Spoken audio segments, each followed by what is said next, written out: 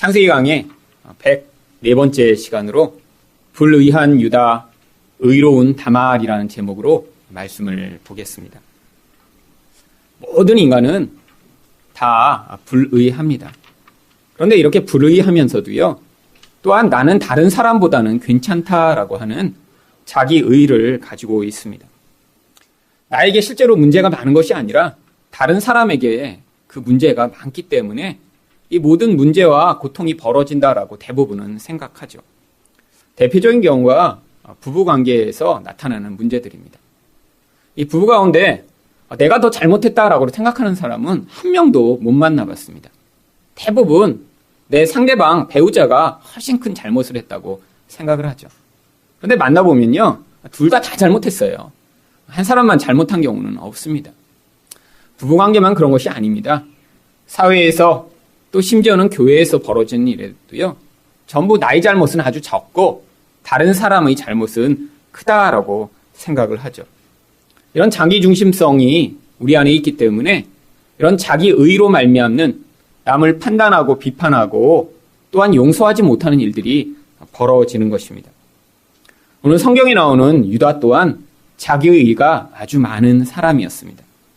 그가 형제들과 살다가 형제들로부터 떠나 아둘람, 곧 세상으로 들어간 이유도 바로 그 안에 있던 이 자기의 때문이었습니다. 아마 이렇게 요셉이 애굽으로 팔려간 뒤에 야곱이 그가 죽은 줄 알고 그 슬픔으로부터 벗어나지 못하자 형제들 사이에 아마 이렇게 애굽으로 그 요셉을 팔자고 한 유다에 대한 비난의 이야기가 나왔을 것 같습니다. 네가 팔자고 안 했으면 이렇게까지는 되지 않았지. 아마 형제들 가운데 그런 말을 한 사람이 있었겠죠. 그런데 유다가 그 이야기를 들을 때 무슨 생각이 들었을까요? 니네가 죽이자고 했잖아. 그런데 나는 죽이지는 않고 팔자고 했는데 나를 욕해? 이 나쁜 놈들아? 하지만 지금 이런 상황들이 벌어졌지만 이것에 대해 자기가 자기 형제들보다 괜찮다라는 사실을 증명할 방법이 없는 거예요. 왜죠? 지금 아버지는 요셉이 죽은 줄 알고 있어요. 거기다 대고 가서 아버지한테 아버지, 내 형제들이 사실은 죽이려고 했는데 제가 죽이지는 않고 팔자고 한 거예요. 라고 말을 할 수 있겠습니까? 그러니까 너무 거기서 화가 난 거죠. 사실은 나 때문에 죽지 않은 건데 그 사실을 밝힐 수 없는 이런 상황. 그러니까 너무 화가 난 나머지요, 결국 형제들을 떠나 아둘람으로 간 것입니다. 아둘람 뜻이 무엇이라고 말씀드렸나요? 세상 사람들의 정의. 이렇게 자기의가 많은 사람은요, 세상에서 공의를 외치는 경우가 많습니다. 다른 사람을 비판해요. 의가 이루어지지 않고 있다.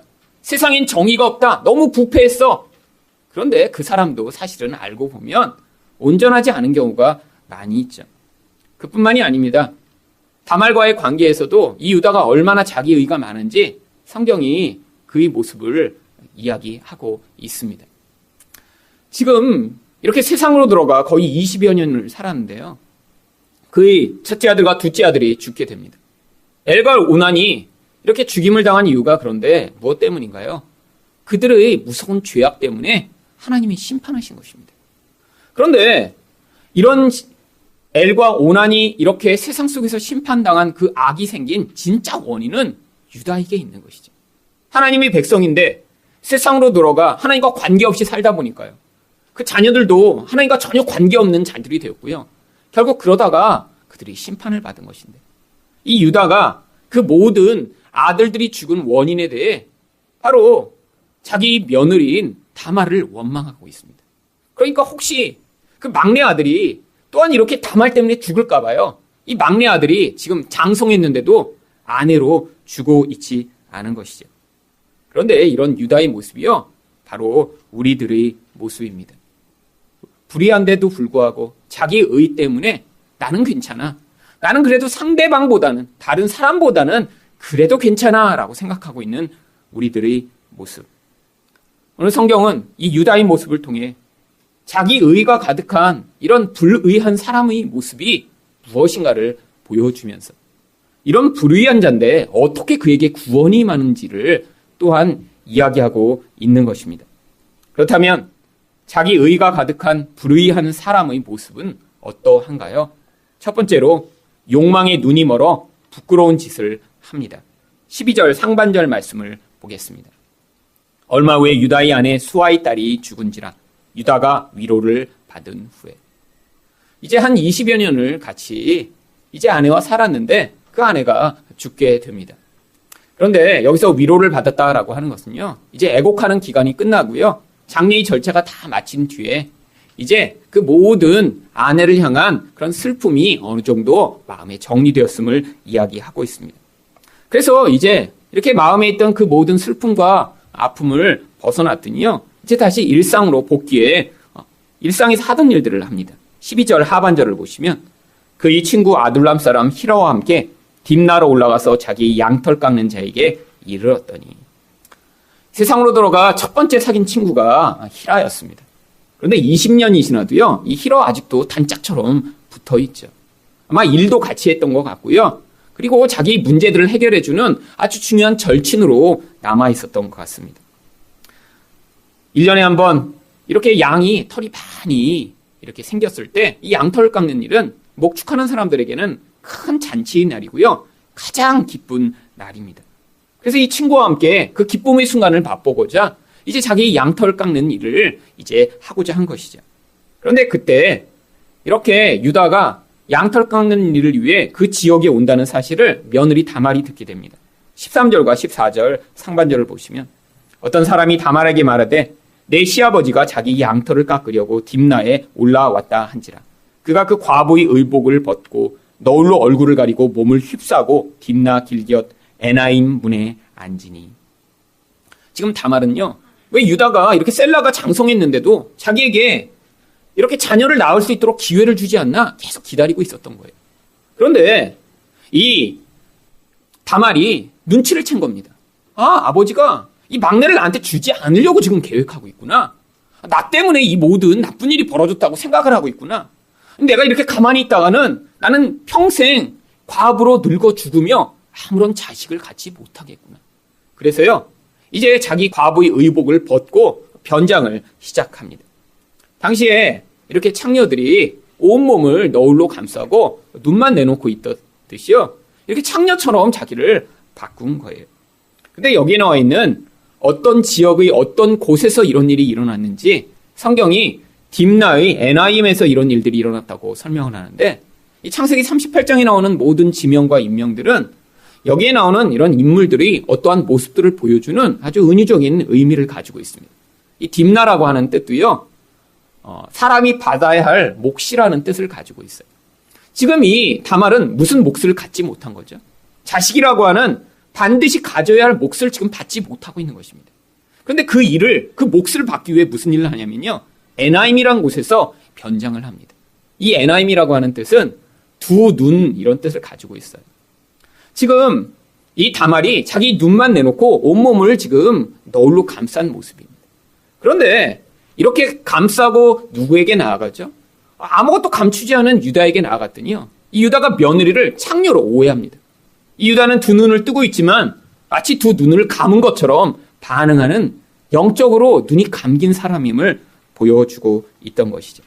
그런데 왜 이 다말이 이렇게 자기를 창녀로 분장한 것일까요? 평소에도 유다가요, 얼마나 문란한 생활을 했는지를 보여주는 것입니다. 이렇게 길거리에 가다가 창녀만 있으면요, 아무하고나 이렇게 관계를 맺을 수 있는 그런 유다. 만약에 이 유다가 요셉처럼 원래 굉장히 정결해요. 굉장히 자기 삶이 아주 단속을 잘하고 절제를 잘하는 사람이에요. 그렇다면 길거리에 이렇게 창녀가 있다고 해서, 분장을 했다고 해서 그게 성공할 기회가 있겠습니까? 하지만 아버지를 너무 잘 알았어요.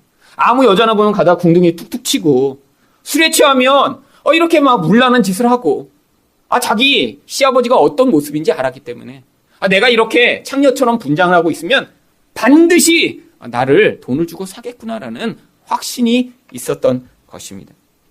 14절 하반절에 이렇게 이야기합니다. 이는 셀라가 장성함을 보았어도 자기를 그의 아내로 주지 않음으로 말미암음이라. 셀라를 주지 않은 이유가 바로 이 유다 안에 있던 두려움, 또 다말을 그 모든 나쁜 것의 원인으로 삼는 이유임을 알았던 것이죠. 물론 지금 이런 일이 벌어졌다면요, 아마 신문에 났을 것입니다. 엽기적인 사건 발생, 며느리가 시아버지를 속여 임신하다. 여러분, 그런데 당시의 문화적 상황에서는 아주 이상한 일이 아니었습니다. 왜냐하면 이렇게 여자가 씨를 갖지 못하고 자녀를 생산하지 못하면 그 여자는 생명이 없는 죽은 자처럼 여겨졌거든요. 그러니까 어떤 방법을 동원해서라도 이렇게 그 가문의 이런 자손을 생산하는 게 자기가 죽은 자리에서 살아나는 일입니다.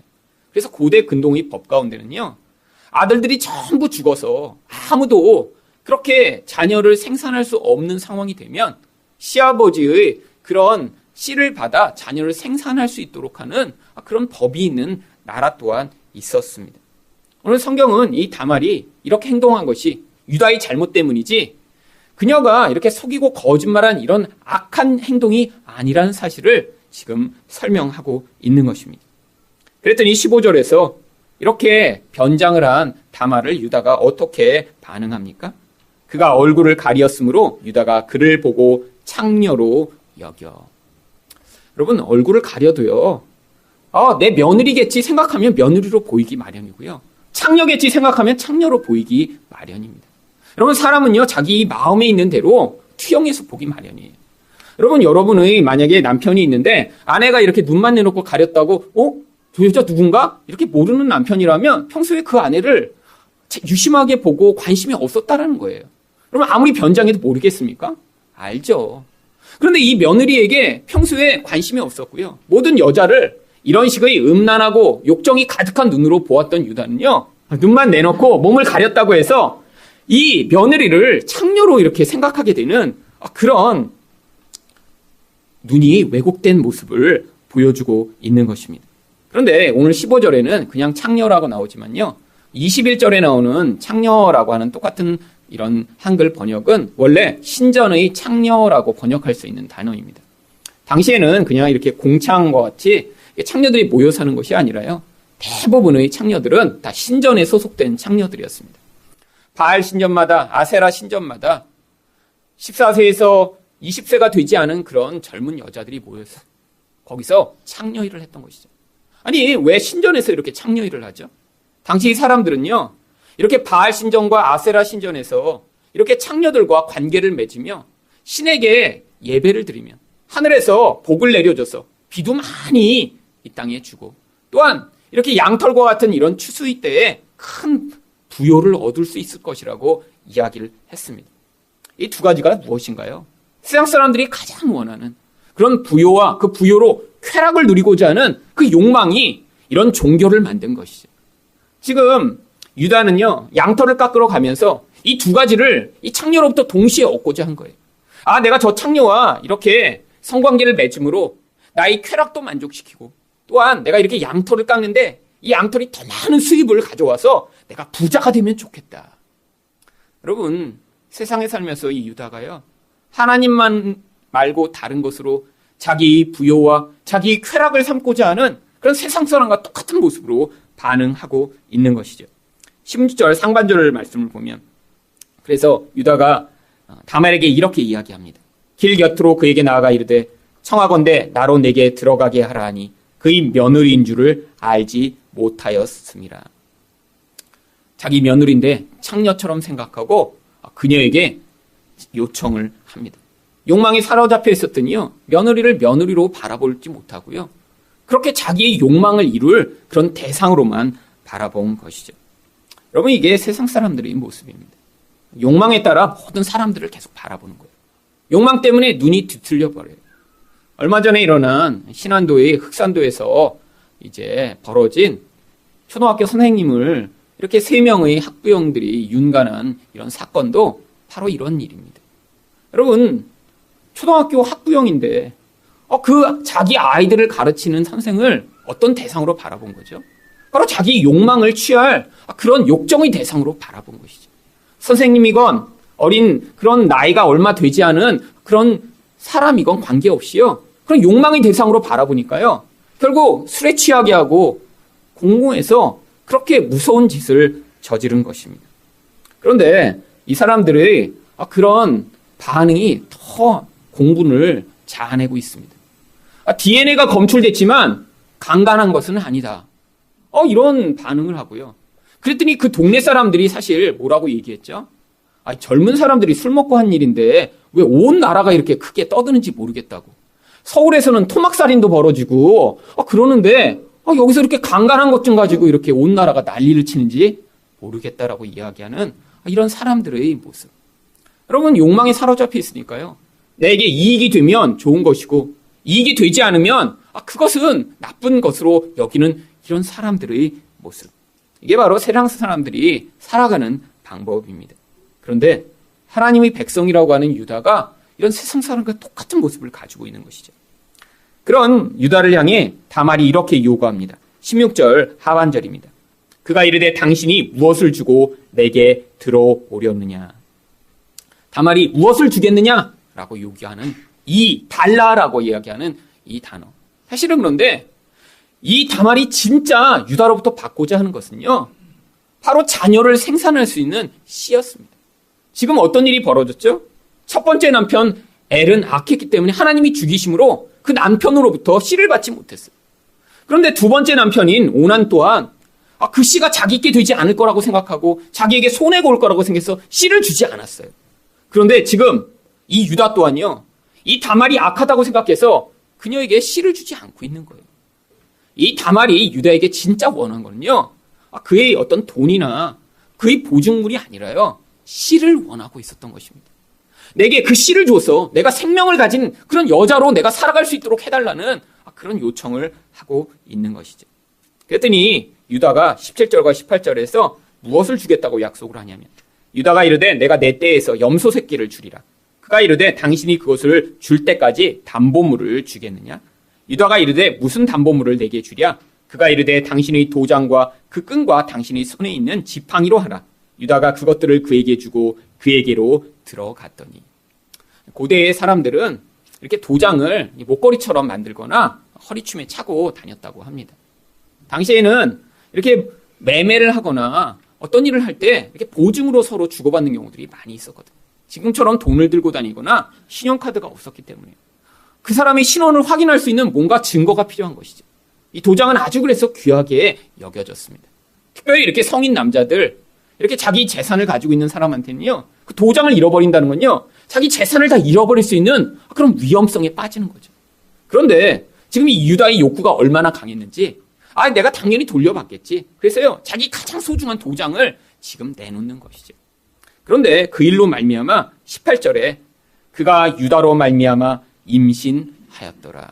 아니, 딱 한 번 관계를 했는데요, 임신을 하게 됩니다. 여러분, 여기에 하나님이 섭리가 개입되고 있는 거예요. 아니, 이렇게 해서 다말이 유다와 관계를 맺었는데 임신하지 않았으면 어떻게 됐을까요? 다음번에 또 다시 변장하고 나타나요? 아니, 이럴 가능성은 거의 없잖아요. 그런데 하나님이요, 이런 상황에 지금 개입해 오신 것입니다. 단번에 아이가 생기도록 만드심으로 말미암아 이 모든 상황을 통해 이 유다의 씨가 결국 전파되도록 만드시는 하나님의 개입이 그 안에 있었던 것이죠. 여러분, 이처럼 유다와 같은 모습이 우리들의 모습 아닌가요? 욕망 때문에 눈이 멀어서 부끄러운 일을 행하는 그런 모습이에요. 결국 우리 안에서도 욕망이 있기 때문에 결국 우리도 다 부끄러운 일을 하면서 합니다. 남이 알면 안 되는 그런 일들을 해요. 그런데 우리 안에도 이렇게 욕망이 있고 죄가 있지만 다른 사람을 판단하고 다른 사람이 나보다 더 많은 악과 죄인이라고 생각하는 그런 모습. 그게 바로 유다로 대표되는 우리의 모습인 것입니다. 두 번째로 자기의가 가득한 불의한 사람의 모습은 어떠한가요? 자기 수치가 드러날까봐 두려워합니다. 20절 말씀입니다. 유다가 그 친구 아둘람 사람의 손에 부탁하여 염소 새끼를 보내고 그 여인의 손에서 담보물을 찾으려 하였으나 그가 그 여인을 찾지 못한지라. 아니, 자기가 왜 갖다 주지? 꼭 친구를 시켜서 이런 일을 하죠? 여러분, 자기가 직접 가서 그 여자를 찾아갖고 주다가 당신이 그 여자랑 관계 맺은 그 남자예요? 동네 사람들이 이렇게 알아볼까봐 지금 창피해진 거예요. 욕망이 사로잡혀 있을 때는 부끄러운 줄 몰랐는데요. 그 다음에 자기가 그 일을 하려고 하다 보니까 자기 신분이 들통나고 자기 체면이 지금 구길까봐 자기 친구한테 그 일을 시킨 겁니다. 그런데 이 친구 히라라고 하는 사람의 이름의 뜻이 무엇이라고 말씀드렸나요? 고귀한 사람이라고 알려드렸죠. 근데 그 사람이 또 다른 히라라의 이름의 뜻이요, 텅 빈 사람이라는 뜻을 가지고 있습니다. 그러니까 겉모습은 굉장히 고귀한데요, 내면은 텅 비어 있다는 거죠. 아니, 친구가 이런 일을 부탁하는데 왜 히라는 거절 안 했을까요? 야, 그거 네가 하지 왜 나한테 그런 거 시켜? 아니요. 이 히라한테는요, 이런 일이요, 아무렇지도 않은 일이었거든요. 겉모습은 고귀한데요, 실제로 이런 일들을 행하는 그런 부끄러운 일조차 아무렇지도 않게 행하는 그런 세상 사람들의 전형적인 모습을 보여주고 있는 것입니다. 여러분, 세상에서 보면요, 이렇게 겉모습으로 굉장히 고귀해 보이고 멋져 보이고 소위 사회의 지도층이라고 불리는 그런 사람들이 있습니다. 경제적으로 지위를 가지고 사람들 앞에서는 굉장히 멋있는 모습으로 보여요. 늘 텔레비전에 나올 때도요, 멋진 양복을 입고 나타나고요. 그리고 고급 차에서 내리고요. 그런데 그들이요, 정말 그들의 영혼과 그들의 내면이 그 겉모습만큼 고귀하고 멋진가요? 지난주에 신문에 하이에나 부자라고 하는 칼럼이 실렸습니다. 지금 이 사회에서 벌어지고 있는 소위 이런 고위층이라고 하는 사람들이 얼마나 저질적인 방법으로 돈을 벌고 있는지를 고발하는 그런 칼럼이었죠.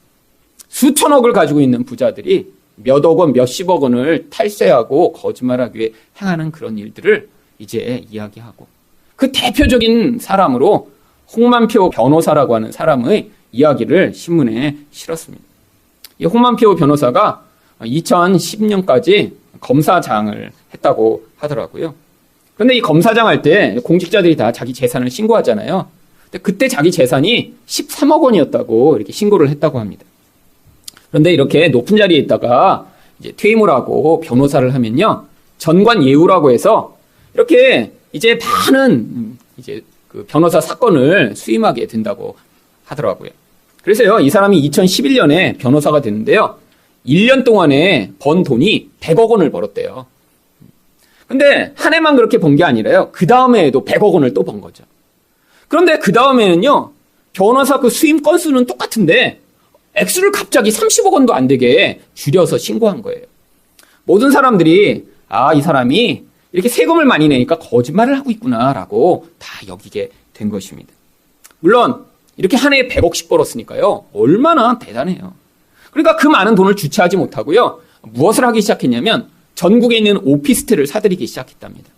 그래갖고요, 자기와 자기 아내, 자기 처남 이름으로 된 오피스텔만 123채가 있대요. 그런데 이렇게 오피스텔을 또 수백 채를 사들이다 보니까 혼자서 관리하기가 어려워서 부동산 회사까지 만들었다고 합니다. 그래서 또 수백 채의 오피스텔을 더 사들였어요. 엄청난 부자가 된 거죠. 그런데 이번에 무슨 일이 벌어졌나요? 바로 네이처 리퍼블릭 정은호 게이트에 걸려갖고 구속되면서 이 사람이 신상이 낱낱이 다 파헤쳐지기 시작했습니다. 여태까지 잘 나가고 있다고 생각했는데요, 무엇까지 파헤쳐졌냐면 이렇게 오피스텔을 사갖고 그걸 이제 세금을 내야 되잖아요. 그런데 원래 개인 주거용 오피스텔을 가지면 10% 부가세를 내야 되는데 이 부가세를 탈세하기 위해 그 오피스텔을 다 업무용 오피스텔로 거짓말을 해서 신고한 거예요. 그래서 이제까지 몇억 원을 그렇게 탈세를 했다고 합니다. 근데 이번 사건으로 다 낱낱이 드러난 것이죠. 여러분, 겉모습으로는 얼마나 멋진 사람입니까? 검사장이요, 사실 몇 명밖에 못 올라가지 못하는 아주 최고위층 자리입니다. 그리고 변호사가 돼서요, 정말 남들은 꿈도 못 꾸는 그런 엄청난 돈을 벌고 있는데 그 몇억 원 아끼고자 탈세를 하고 거짓말을 하는 이런 사람의 민낯, 이게 바로 히라와 같은 사람이라는 거예요. 내가 더 이익만 얻을 수 있으면, 더 부자만 될 수 있으면, 그럼 어떤 부끄러운 일도 나는 괜찮다. 그런데 유다가 이런 히라와 이렇게 절친으로 20년을 살았던 것을 보면요, 유다도 얼마나 이런 세상의 영향력에 깊이 물든지를 보여주는 것입니다. 여러분, 유다가 지금 어떤 모습이죠? 자기 며느리와는 약속한 것을 지키지도 않는 모습이에요. 아들을 내가 줄게, 좀 기다려. 그리고 친정에 보내놓고요, 과부의 옷을 입고 살게 만들어 놓고는 막내 아들이 장성했지만 그 아들을 주지 않고, 그런데 이 창녀와는 지금 약속을 지키기 위해 친구를 보내서 그 도장을 받아오려고 하는 것입니다. 왜 그랬죠? 왜 약속을 지키죠? 그 도장이 소중한 거니까. 나에게 손해가 찾아올까봐 그 도장을 지금 바꾸려고 한 거죠. 그런데 그렇게 도장을 바꾸려고 했는데요, 이 다말을 찾을 수가 없었습니다. 21절 말씀입니다. 그가 그곳 사람에게 물어 이르되 길곁 에나임에 있는 창녀가 어디 있느냐? 그들이 이르되 여기는 창녀가 없느니라. 당연히 찾을 수가 없죠. 잠시 분장을 하고 관계를 맺은 다음에 다시 과부의 옷을 입고 있으니까요. 그랬더니 유다가 그 친구에게 무엇이라고 이야기합니까? 23절 말씀입니다. 유다가 이르되 그로 그것을 가지게 두라. 우리가 부끄러움을 당할까 하노라. 내가 이 염소 새끼를 보냈으나 그대가 그를 찾지 못하였느니라. 계속 사람들을 묻고 다니다가는 언젠간 찾을 수 있겠지만, 아니 왜 찾아요? 사실은 지난번에 내가 이렇게 관계 맺었는데 그때 돈 안 준 게 있어갖고 도장을 그 여자가 갖고 갔거든. 그래요? 모르겠는데 저 사람한테 물어보세요. 또 가서 내가 옛날에 이렇게 지금 모든 사람한테 묻고 다니다가는 어떻게 되겠어요? 저 사람이 저한테 창녀랑 관계한 다음에 도장 뺏긴 사람이야? 이렇게 소문이 돌까봐 지금 부끄러워서 도저히 안 되겠다. 차라리 그 귀한 도장 내가 포기하고 말지. 이게 바로 유다의 반응이라는 것입니다. 여러분, 부끄러운 줄 모르고 창녀와 관계 맺고 그리고 나서는 그게 또 들통날까봐 전전긍긍하는 이런 유다의 모습. 여러분, 이게 우리의 모습 아닌가요? 여러분, 여기 계신 분 어떤 한 분도 정말 자기 삶이 하나도 정말 흠이 없이 완벽하다, 이런 사람이 어디 있습니까? 여러분, 다 우리는 흠이 많은 사람들이고요. 정말 남들이 알면 부끄러운 그런 모습들을 다 가지고 있는 존재고요. 그게 개인적으로, 가족적으로, 아니 우리 삶에서 정말 얼마나 많은가요? 그런데 우리 안에서 어떤 생각을 가지고 세상을 바라보죠. 나는 괜찮아, 나는. 이 정도는 괜찮은 거야. 그런데 저 사람은 아니 어떻게 저렇게 살 수 있어라고 이야기하는 게 우리의 모습 아닌가요? 여러분, 바로 그렇기 때문에 이 유다의 이런 모습이 어떠한 세 번째 자기 의가 가득한 불의한 사람의 모습을 나타내나요? 다른 사람을 정죄하고 심판하는 모습으로 나타나는 것입니다. 24절 말씀입니다. 석 달쯤 후에 어떤 사람이 유다에게 일러 말하되 내 며느리 다말이 행음하였고 그 행음함으로 말미암아 임신하였느니라. 유다가 이르되 그를 끌어내어 불사르라. 여러분, 자기 며느리가 이렇게 잘못했다고 그러니까요. 아니 무슨 일이 있었는데 어떻게 됐어? 라고 물어보는 게 아니라 끌어내 불살라버려라. 여러분, 이 구약 성경에도요, 이렇게 율법을 어긴 자, 아주 심각하게 어긴 자들에 대한 벌들이 기록되어 있습니다. 대부분 간음을 하면 어떻게 죽이라고 명령하고 있죠? 돌로 쳐서 죽이라고 명령해요. 그런데 불사르는 경우도 가끔씩 있습니다, 성경에.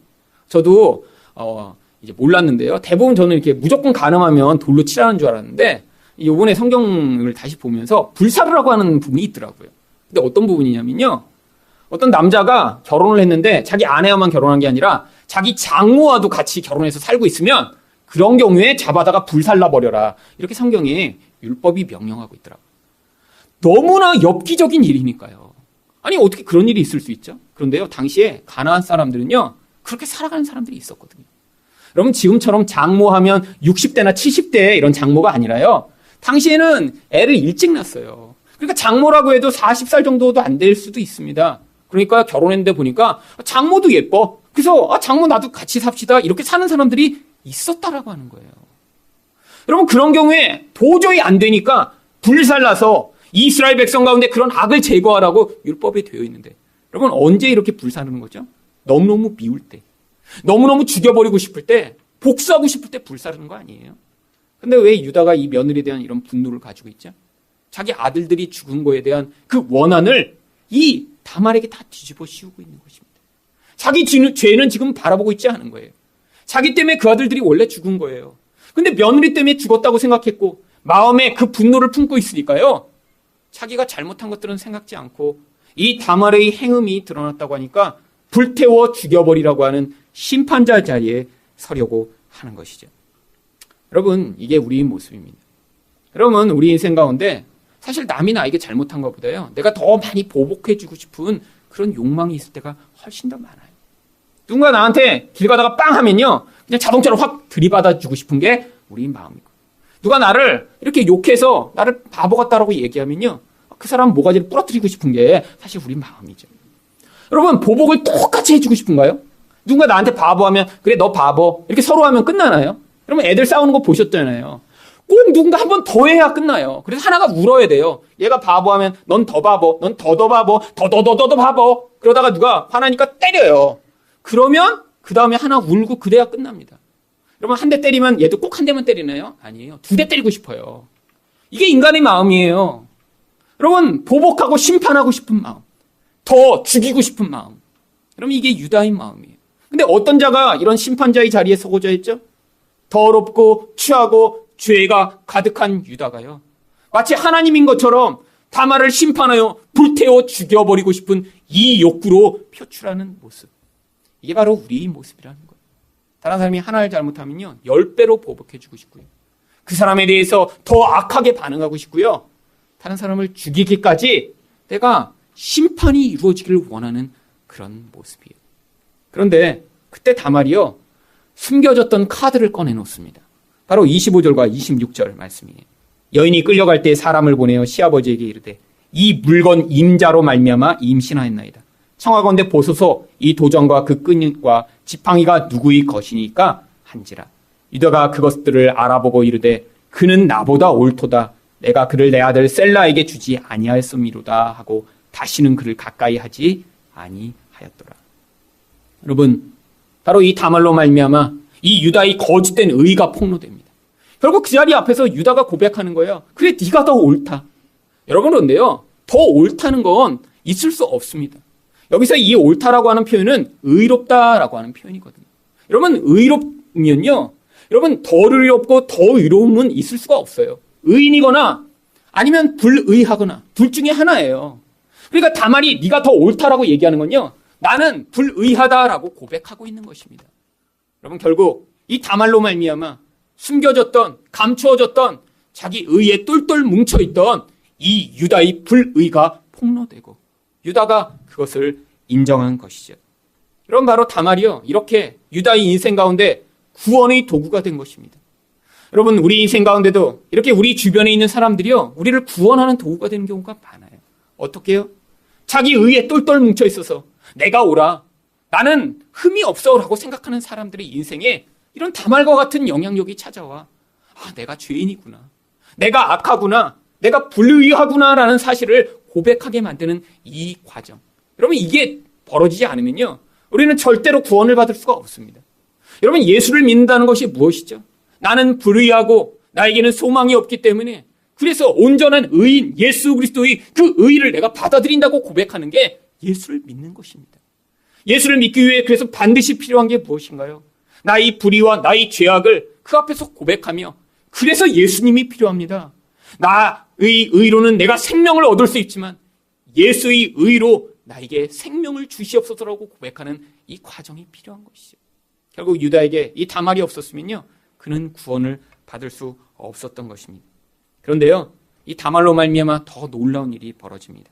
27절부터 30절까지 말씀입니다. 해산할 때에 보니 쌍태라.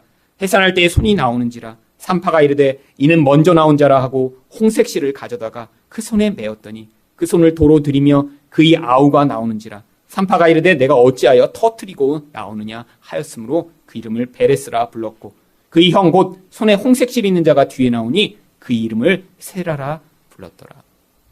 쌍둥이가 태어났는데요, 두 번째로 태어난 이 베레스라고 하는 아이가 바로 예수 그리스도의 조상이 됩니다. 예수 그리스도의 조상의 족보가 나오는 마태복음 1장 3절에는 그래서 그 족보를 이렇게 이야기하고 있습니다. 유다는 다말에게서 베레스와 세라를 낳고 베레스는 헤스론을 낳고, 그리고 이 족보가 끝까지 연결돼 결국 예수 그리스도가 태어나게 됩니다. 이 불의한 유다로부터 말미암아 생명을 주시는 이런 예수 그리스도가 태어난 것이죠. 누구를 통해요? 다말을 통해요. 여러분, 여기 나와 있는 이 다말은요, 바로 우리와 같은 유다를 구원하는 예수 그리스도를 모용하고 있는 거예요. 여러분, 다말 자체는요, 이렇게 유다처럼 불의한 여인이 아니에요. 그런데요, 이렇게 생명을 얻기 위해 이 다말이 무슨 일을 했나요? 부끄러운 그런 수치스러운 자리로 내려가게 됐습니다. 여러분, 여자에게 있었어요. 이렇게 자기 몸을 이런 시아버지에게 바쳐서 그 생명을 얻는 이 길을 선택하는 것 얼마나 부끄러운 일인가요? 자기 남편에게 얻었어야 할 그 씨를 얻지 못하고요, 자기 시동생과 관계를 맺었는데 거기도 씨를 얻지 못하니까 결국에는 자기 시아버지와 관계를 맺어야 하고 창녀처럼 되어야 하는 이런 모습이에요. 여러분, 바로 예수님이 우리를 그렇게 구원하신 거예요. 예수님은 의로우신 분이세요. 그런데 불의한 우리, 자기 의에 똘똘 뭉쳐있는 우리를 구원하시기 위해 예수님이 창녀처럼 되신 것입니다. 예수님이 가장 불의한 자가 되신 거예요. 생명을 잉태할 수 없는 우리를 위해 그분이 그렇게 더럽고 추한 창녀가 되셔서 우리 자리에 대신 서심으로 말미암아 불의한 우리들이 우리 그 불의가 얼마나 더럽고 추한지를 깨닫게 하시고 그 자리로부터 우리에게 생명을 주신 것이죠. 여러분, 그래서 이 다말이라고 하는 여인의 이름의 뜻이 종려나무라고 하는 뜻을 가지고 있는 것입니다. 여러분, 종려나무는 무엇인가요? 이스라엘 백성들에게 승리와 구원의 상징입니다. 그래서요, 종려주일에 예수님이 예루살렘에 오실 때 사람들이요, 종려가지를 흔들며 호산나라고 외쳤던 거예요.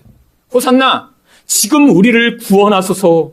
바로 이 다말로 말미암아 생명을 잉태하지 못하던 유다가 생명을 잉태하고 살아났듯이 예수 그리스도가 불의한 우리를 대신하여 우리에게 생명을 주시는 분이 되심을 이 창세기가 모형하고 있는 것입니다. 여러분, 이 복음을 들어야 여러분이 그 무서운 자기 의에서 벗어날 수 있습니다. 복음은 우리에게 끊임없이 무엇을 얘기하나요?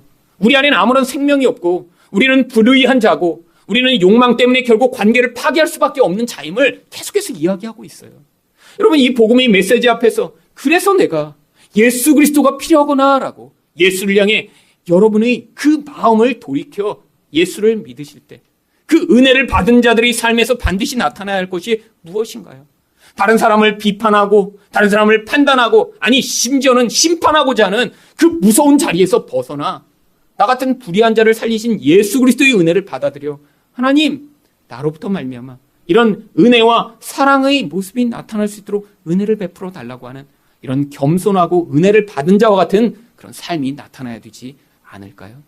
여러분 삶 가운데 여러분의 그 불의한 모습을 대신하여 죽으신 예수 그리스도를 진정 믿으심으로 말미암아 이런 긍휼과 사랑을 흘려보내는 그런 삶이 되시기를 예수 그리스도 이름으로 축원드립니다.